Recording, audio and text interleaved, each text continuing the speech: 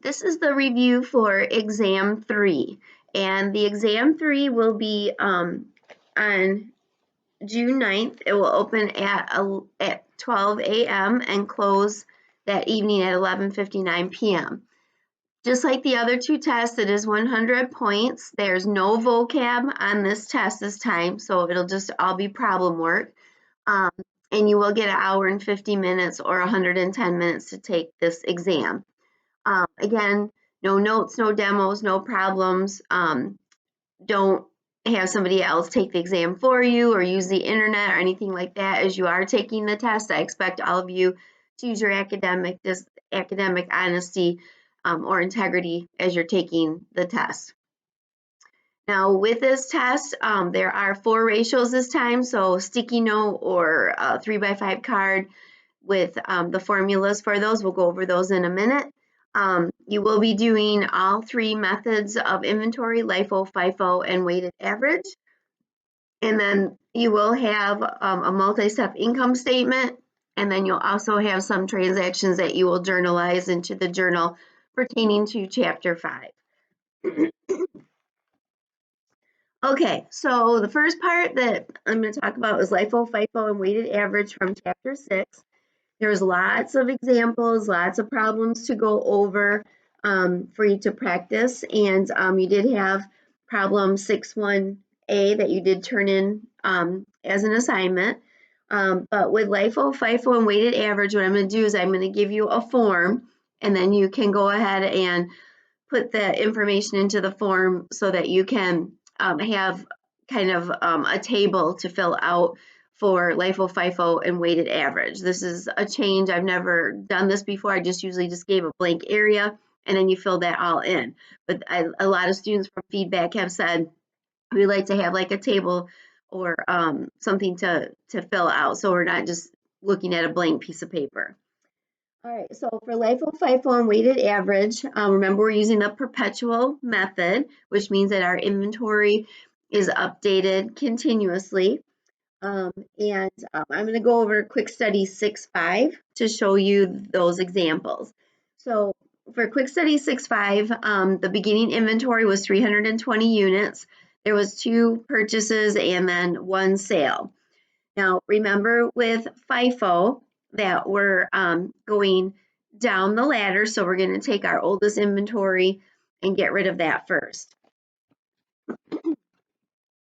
So here is the FIFO, and with that, again, we had the 320 units at the price, and then that gives you the beginning inventory. There was a purchase of 80 units at $3.20, and then you add that with your previous inventory, add those together.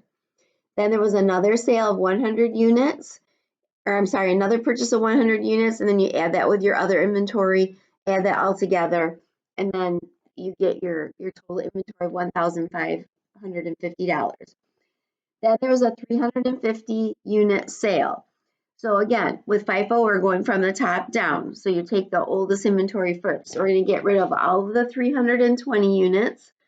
And then to fill the order of 350, we're going to take 30 of the other oldest inventory. That's the $3.20 inventory. And then that way you've got 50 units left at $3.20, 100 units left at $3.34 for a total of $494. Now, please remember you do need to add together your cost of goods sold and need to have a total of your inventory at the end as well. So cost of goods sold was $1,056 and ending inventory $494. With LIFO, remember we're going up the ladder. So we're taking the newest inventory that we got and getting rid of that first. So this one starts out the same until we get to the sale. So beginning inventory and then the first purchase and then the second purchase. Again, those are all the same here. Now with the 350 unit purchase, you have 100 units we're going to get rid of first, then the 80, and then 170 of the $3 units. So with that, that leaves 150 of the $3 units left. Your cost of goods sold, total that up, and then make sure again that you do have your 450 ending inventory here. Cost of goods sold, 1,100. units. Now with the weighted average, then we start out the same, 320 units at $3 for a total of $960. Then we purchase 80 units at $320. So with that, you're going to add those together and you still get your total here. Now remember, you're not going to add together the prices and divide by 2. You take your total inventory of 1216 and divide it by 400 units, and that gives you that new cost of 304. So that's your new average cost of 304. Then we bought another 100 units. We put that with the units that we already have at 304. So we have our 400 units at 304. And then that's going to give us a total of 1,550. We divide that by 500 now this time. And so we're at $3.10 for our inventory or average cost. And then that gives us our sale of 350 units. We're going to use the new average cost of $3.10. And then that way we have what was left over, which is going to be 150 units, excuse me, at 310. And then that's going to give us 465 for your ending inventory. And then your cost of goods sold, again, is 1,085. So make sure you go back and double check and review all of your LIFO FIFO weighted average. Remember, we're not doing specific identification, just LIFO FIFO and weighted average. All right, then for the next one, a multi-step income statement. Now, with the multi-step income statement, this is going to be the longer one because it's a multi-step, not the single step, the multi-step. And so you'll start out with the name of the company. The title does not change. It's just income statement. And then the for ended date. In this case, this is problem 5.3b. It's March 31st. You will start with your sales, less your discounts, less your returns and allowances. That gives you net sales. Then you take your sales and subtract out the total of your sales returns and allowances and your discounts total, and that will give you your net sales. And then, so this is the first part up here. Again, sales, less sales returns and sales and discounts, and then that will give you net sales. I will give you the cost of goods sold, so you do not have to go through that long section where you take your beginning inventory, add in your total cost of your merchandise purchased, subtract out your ending inventory to get your cost of goods sold. I will give you the total for your cost of goods sold. You will subtract that from your net sales to get gross profit. Remember, with the multi-step, we're splitting into our two different departments. We have our selling expenses and our general and administrative expenses. Now, with your expenses, I do expect you to have, excuse me, I'm fighting a cold. I do expect you to have your selling expenses in the categories that pertain to selling, and your general and administrative that pertain to your office. So with your selling expenses, that's going to be, in this case, like sales salaries, rent expense, store supplies, advertising. For general and administrative, that's going to be your office salaries, your rent for the office, and then office supplies, utilities that could go in either category. But again, I'm going to be a stickler on selling expenses going in the selling area and office going with the office. So anything that has to deal with sales salaries or the rent or store supplies, that goes in your selling area.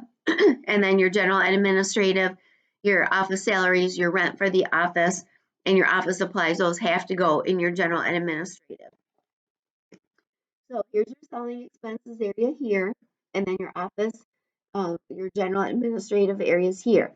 Once you put those into the category, total those up for each one, and then total up your expenses, you get total expenses, and then take your gross profit minus your total expenses to get your net income. Now, with that, it's just going to take practice. You have 5.3a that you did turn in. That's another practice, and then there was other practices within the chapter. Or you can take any trial balance that you have from chapter 5 and you can practice with that as well. But again, make sure that it's sales, less your discounts, less your returns and allowances, gives you net sales. Subtract out your cost of goods sold, that gives you gross profit. Your selling expenses put together, your general and administrative expenses put together, and then add those together, get your total expenses, subtract from gross profit to get net income. Okay, then some journal entries from chapter 5. You're going to have where you sold the merchandise, where you purchased merchandise, you returned merchandise, you paid for merchandise, then you receive payment for merchandise as well. So a couple of the quick studies and things that you did, these are really good examples that I like to refer back to. Quick study 5.5, this deals with just the selling of the merchandise. Or I'm sorry, the purchasing of the merchandise for 5.5. So you purchased the merchandise, you returned some merchandise, then you paid for the merchandise. Watch for the discounts. Remember that if it is within the terms of the sale, that they do qualify for a discount, or as a purchaser, you qualify for those as well.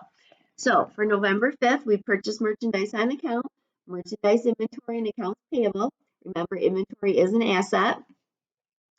Then we return the inventory. So we go accounts payable and inventory credit for the amount that we return. And then when you pay, again, watch your dates. This was purchased on the 5th and it's within the time period. So there's a 2% discount. So you're going to have accounts payable, cash, and remember that your merchandise inventory is where you're going to keep track of your purchasing discounts. So accounts payable is what we owed, and again, that's the amount minus the return. And then your inventory, that's 2% of the sale. That was 6,000 minus the 250, so you get 2% discount on that. And then the difference is your cash. So 115 is your inventory, and then subtracting from your accounts payable, 5,635 is your cash credit. Now for the other side, when you're sold the merchandise, this is quick study 510, you're going to sell merchandise on account, then you have to record the sale. You're going to return inventory, and then you're going to pay for it as well. So this is where we sold the merchandise on account, accounts receivable and sales. We record the sale with cost of goods sold and inventory for the wholesale. Remember, the top part is for retail, second transaction is wholesale. There was a return, so we use sales returns and allowances and accounts receivable. In this case, it was 300. This could be put back to inventory in this one. So you go and list your inventory and your cost of goods sold, and then you put that back. So if it's not damaged goods, like it doesn't have a hole in it or it's not broken, it can go back into inventory. And then the 8th, that just repeats. And then this one for the payment, there was no terms of the sale. And so it's just cash and accounts receivable for the amount minus the return. So in this case, it was going to be 2,700. So 3,000 minus 300 gives you the amount at 2,700. So 3,000 minus the return, that gives you your accounts receivable. So practice those. There'll be some transactions that you'll journalize. So you will be given a form for the general journal. All right, and then the last part of the test, there are the ratios. There's 4 of them. 2 are from chapter 5 and 2 are from chapter 6. So I'll do the chapter 5 ones first. With chapter 5, you had the two, you had the acid test and your gross margin ratio.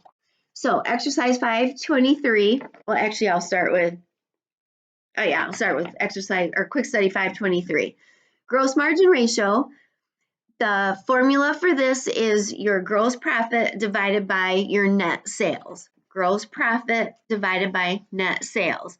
Remember, to get gross profit, you're going to take your sales less your returns, less your discounts. That gives you your net sales. Subtract your cost of goods sold, gives you gross profit. on the test, if I give you gross profit, you just use that. All right, so for gross profit, the ratio formula is on page 181 in your book. Or again, it is your gross profit divided by your net sales. Gross profit divided by net sales. Now, if you're comparing companies, you want the highest number because that's going to tell you that that it's going to give they're generating more gross profit as a percent of sales. So with that, you want the highest number. So in Quick Study 523, that these are furnace companies or air conditioning and furnace companies. And so the one here on the end for York, 49.4%, this is the highest gross margin. So you want to say that York would be the best out of all four companies. Then for your acid test ratio, this one is going to, let me look at, I got another one here. Okay, so this is exercise 521. And remember that in the demo, I talk about how your quick assets divided by your current liabilities gives you your acid test ratio. So quick assets are your cash or cash equivalent, your short-term investments, and your current receivables. So that gives you what we call quick assets. So you take your quick assets and divide it by your current liabilities, and that gives you your acid test ratio. So here we have three different cars, in case you didn't know, for exercise 521. These are cars, and you had to calculate out the acid test ratio. Again, quick assets divided by your current liabilities. So in this case, Camaro was the best at 1.20. So they have enough they have enough to meet their current obligations. So it evaluates their liquidity. So again, they have enough quick assets to cover their current liabilities at the time. Now, you want it to be over 1. If it's under 1, that does suggest some concerns. So if you look at GTO and Torino, they're under 1, and so that could suggest some concerns in being able to pay their liabilities, their current liabilities, not long-term. So again, quick assets divided by current liabilities gives you the acid test ratio. Now the other two, your inventory turnover and your day sales and inventory, these come from chapter 6. And with that, this is the only exercise you had was exercise 619. For these formulas are both on page 225. For the inventory turnover, this is going to be your cost of goods sold divided by your average turnover, and it tells you how many days the inventory, or how many times you're selling through your inventory during the year. And again, it's going to be cost of goods sold divided by average inventory. All right, now if I give you the average inventory, use that number. If I don't give you the average inventory, then you'll have to take the current year and the previous year, add those together and divide it by 2, and then take your cost of goods sold and divide it by that average inventory. All right, so again, how many times the company is selling through the inventory during the year? So with this exercise, here is the cost of goods sold. Here's the average inventory, and for year 2 is 4.7, year 3 7.0. So the best one here is how many times that you're selling through it, and so you want the higher number, so 7 times. Now, for your day sales inventory, that's the second one. This is going to be your ending inventory divided by your cost of goods sold times 365. So make sure that you have that when you write down your formulas. It's times 365. So for exercise 619, for year 2, again, you're taking the ending inventory for the year and you're dividing it by your cost of goods sold and multiplying by 365. So for year 2, it's 75.1 days, and for year 3, it was 55.2 days. With your day sales and inventory, you want the lower number because that means that we're taking less time to sell. So we want the least number. So inventory turnover, you want the higher times, and for your day sales and inventory, you want the lower number of days.